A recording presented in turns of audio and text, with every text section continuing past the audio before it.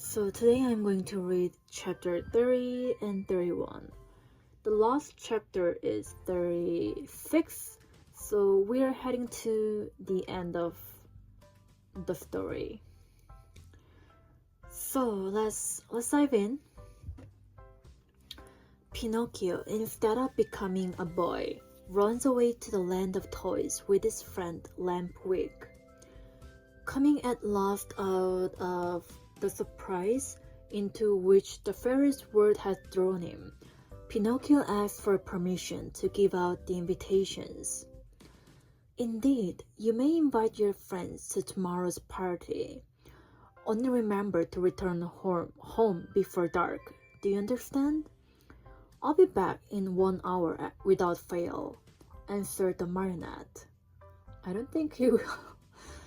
Yeah, anyway. Take care, Pinocchio. Boys keep promises very easily, but they as easily forget them. But I'm not like those others. When I give my word, I keep it. Really? We shall see. In case you do disobey, you'll be the one to suffer, not anyone else. Why? Because boys who do not listen to their elders always come to grief. I certainly have, said Pinocchio, but from now on I obey. We shall see if you are telling the truth. Without adding another word, the marionette bade the good fairy goodbye, and singing and dancing, he left the house. In a little more than an hour, all his friends were invited. Some accepted quickly and gladly. Others had to be coaxed, but when they heard that the toss was to be buttered on both sides, they all ended by accepting the invitation with the word, "We'll come to please you." Now it must be known that, among all his friends, Pinocchio had one whom he loved most of all. The boy's real name was Romeo, but everyone called him Lampwick, for it was long and thin and had a woebegone look about him. Lampwick was the laziest boy in the school and the biggest mischief maker, but Pinocchio loved him dearly. That day, he went straight to his friend's house to invite him to the party, but Lampwick was not at home. He went a second time, and again a third, but still without success. Where could they be? Pinocchio searched here and there and everywhere, and finally discovered him hiding near a farmer's wagon. "What are you doing there?" asked Pinocchio, running up to him. "I'm waiting for midnight to strike to go." "Where?" "Far, far away. And I have gone to your house 3 times to look for you." "What did you want from me?" "Haven't you heard the news? Don't you know what good luck is mine?" "What is it?" "Tomorrow I end my days as a marionette and become a boy, like you and all my other friends." "May it bring you luck." "Shall I see you at my party tomorrow?" "But I'm telling you that I'll go tonight."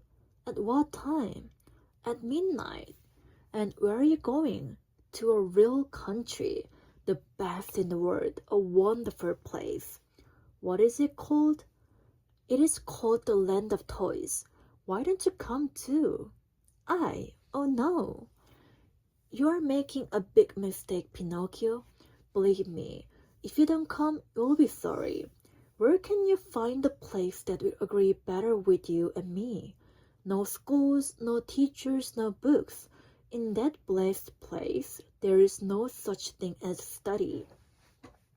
Here, it is only on Saturdays that we have no school. In the Land of Toys, every day except Sunday is a Saturday. Vacation begins on the 1st of January and ends on the last day of December. That is the place for me. All countries should be like it. How happy we should all be. But how does we spend the day in the Land of Toys?" days are spent in play and enjoyment from morn till night. At night, one goes to bed, and next morning, the good times begin all over again. What do you think of it? Said Pinocchio, nodding his wooden head, as if to say, it's the kind of life which should agree with me perfectly. Yes, this is Pinocchio, right? Do you want to go with me then? Yes or no? You must make up your mind. No, and again no. I have promised my kind fairy to become a good boy, and I want to keep my word. Just see. The sun is setting, and I must leave you and run. Goodbye and good luck to you. Where are you going in such a hurry? Home. My good fairy wants me to return home before night. Wait 2 minutes more. It's too late. Only 2 minutes. And if the fairy scolds me, let her scold. After she gets tired, she will stop, said Lampwick. Are you going alone or with others? Alone.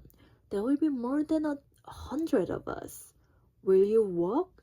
At midnight, the wagon passes here.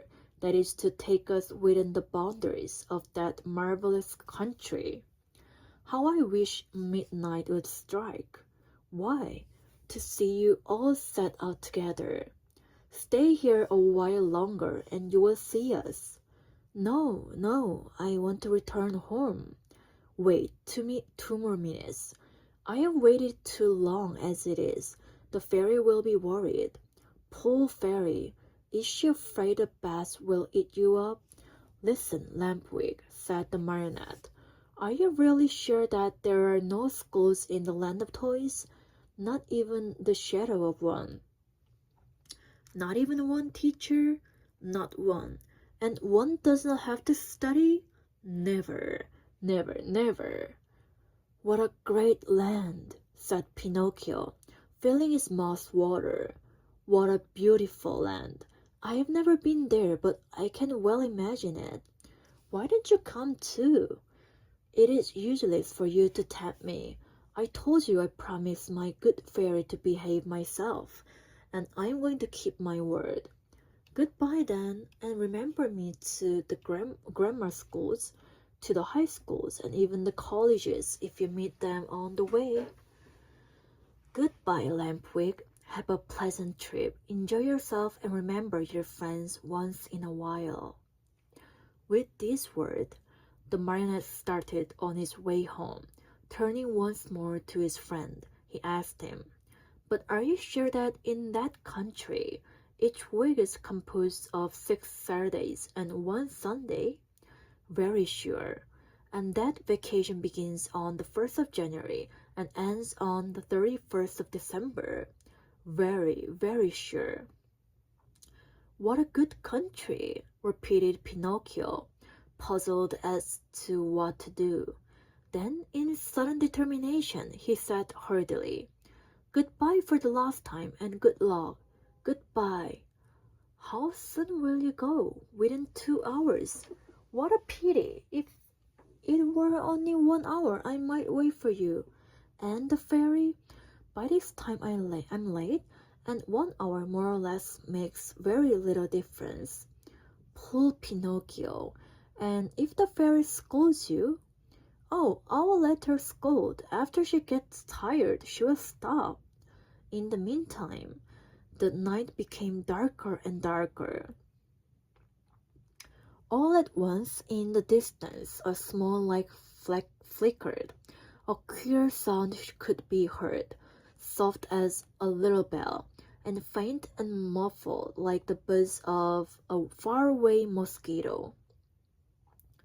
There it is, cried Lampwick, jumping to his feet. What? Whispered Pinocchio.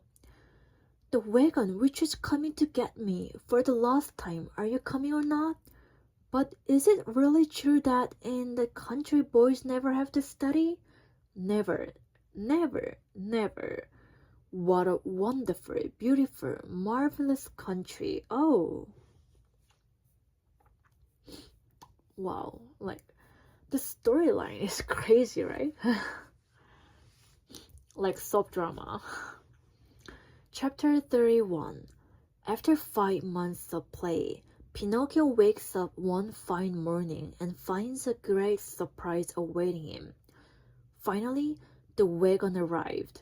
It made no noise, for its wheels were bound with straw and rocks. It was drawn by 12 pair of donkeys, all of the same size, but all of different color. Some were gray, others white, and still others a mixture of brown and black. Here and there were a few with large yellow and blue stripes. The strangest thing of all was that those 24 donkeys, instead of being iron-shod like any other beast of burden, had on their feet laced shoes made of leather, just like the ones boys wear.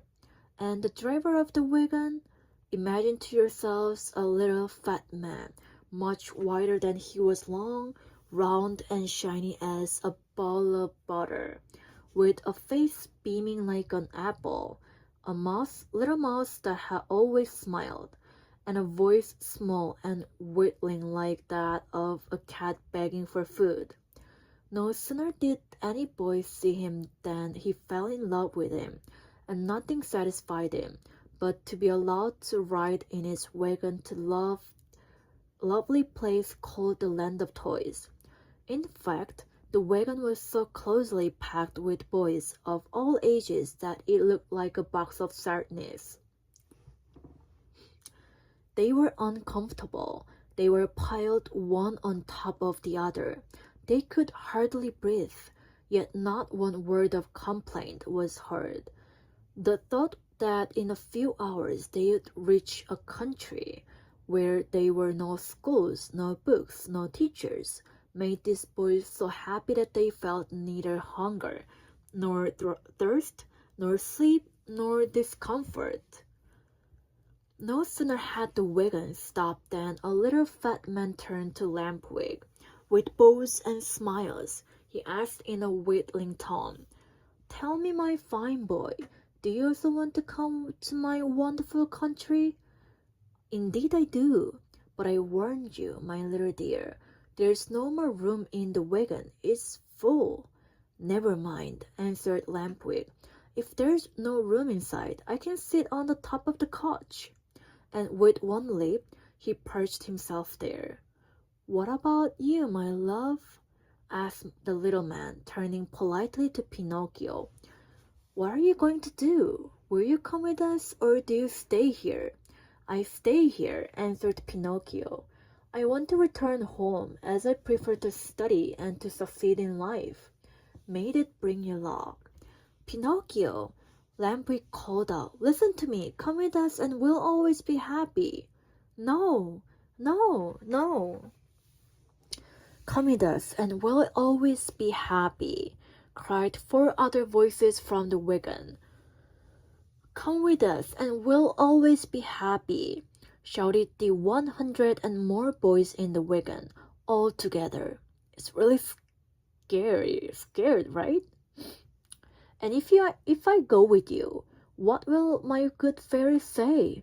asked Marionette, who was beginning to waver and weaken in his good resolutions. "Don't worry too much, only think that we're going to a land where we shall be allowed to make all the racket we like from morning till night." Pinocchio did not answer, but sighed deeply once, twice, a third time. Finally he said, "Make room for me, I want to go too." Wow. What a twist. Wow. "The seats are all filled," answered the little man. "But to show you how much I think of you, take my places as coachman. And you, I'll walk." "No, indeed, I could not permit such a thing. I much prefer riding one of these donkeys," cried Pinocchio. No sooner said than done. He approached the first donkey and tried to mount it, but the little animal turned suddenly and gave him such a terrible kick in the stomach that Pinocchio was thrown to the ground and fell with his legs in the air. At this unlocked for entertainment, the whole company of runaways laughed uproariously. The little fat man did not laugh. He went up to the rebellious animal, and still smiling, bent over him lovingly, and bit off half of his right ear. Oh no! In the meantime, Pinocchio lifted himself up from the ground, and with one leap landed on the donkey's back. The leap was so well taken that all the boys shouted, "Hooray for Pinocchio!" said and clapped their hands in hearty applause. Suddenly the little donkey gave a kick with his two hind feet, and at this unexpected move, the poor marionette found himself once again spiraling right in the middle of the road. Again the boys shouted with laughter, but the little man, instead of laughing, became so loving toward the little animal that, with another kiss, he bit off half of his left ear. "You can mount now, my boy," he then said to Pinocchio. "Have no fear. That donkey was worried about something, but I have spoken to him, and now he seems quiet and reasonable." Pinocchio mounted, and the wagon started on its way. While the donkeys galloped along the stony road, the marionette fancied he heard a very quiet voice whispering to him, "Poor silly, you have done as you wished, but you are going to be a sorry boy before very long." Pinocchio, greatly frightened, looked about him to see whence the word had come, but he saw no one. The donkeys galloped. The wagon rolled on smoothly. The boys slept. Lampwick snored like a dormouse, and the little, fat driver sang sleepily between his teeth. After a mile or so, Pinocchio, sorry, I pronounce like Korean, yeah.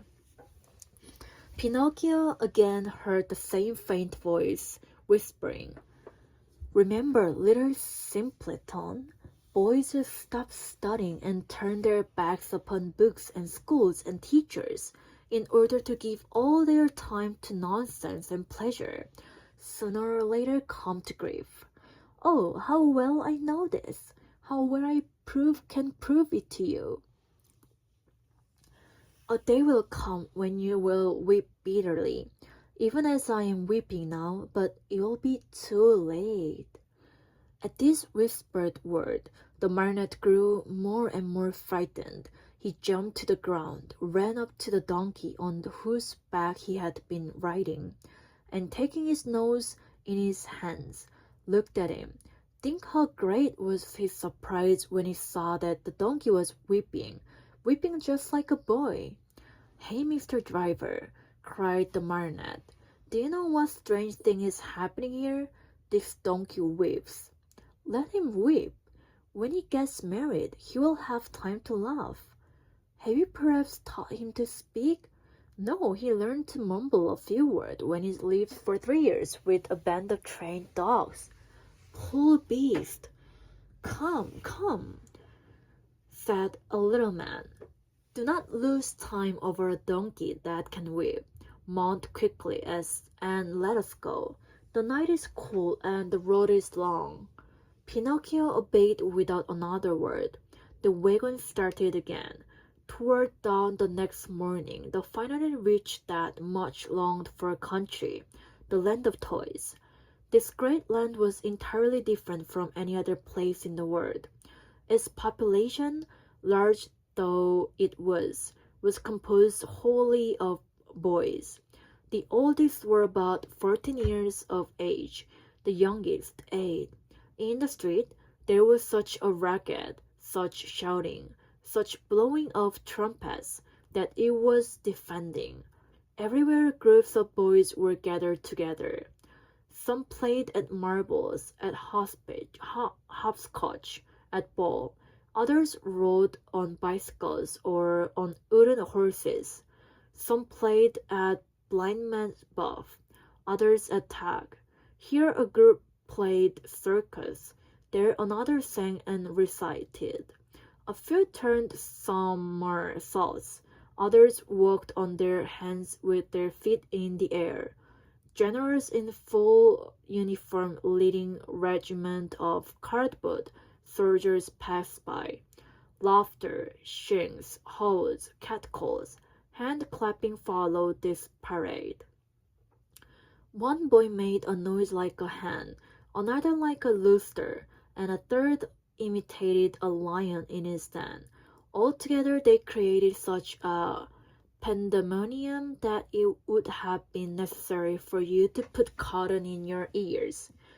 The squares were filled with small wooden theaters, overflowing with boys from morning till night, and on the walls of the houses, written with charcoal, were words like this: "Hooray for the land of toys! Down with arithmetic! No more school!" As soon as they had set foot in that land, Pinocchio, Lampwick, and all the other boys who had traveled with them started out on a tour of investigation. They wandered everywhere. They looked into every nook and corner, house and theater. They became everybody's friend. Who could be happier than they? What with entertainment and parties, the hours, the days, the weeks passed like lightning. "Oh, what a beautiful life this is," said Pinocchio each time that, by chance, he met his friend Lampwick. "Was I right or wrong?" answered Lampwick. "And to think you did not want to come. To think that even yesterday the idea came into your head to return home to see your fairy, and to start studying again. If today you were free from pencils and books and school, you owe it to me, to my advice, to my care. Do you admit it? Only true friends count after all." "It's true, Lampwick, it's true. If today I'm a really happy boy, it is all because of you. And to think that the teacher, when speaking of you, used to say, 'Do not go with the Lampwick, he is a bad companion, and someday he will lead you astray.'" "Poor teacher," answered the other, nodding his head.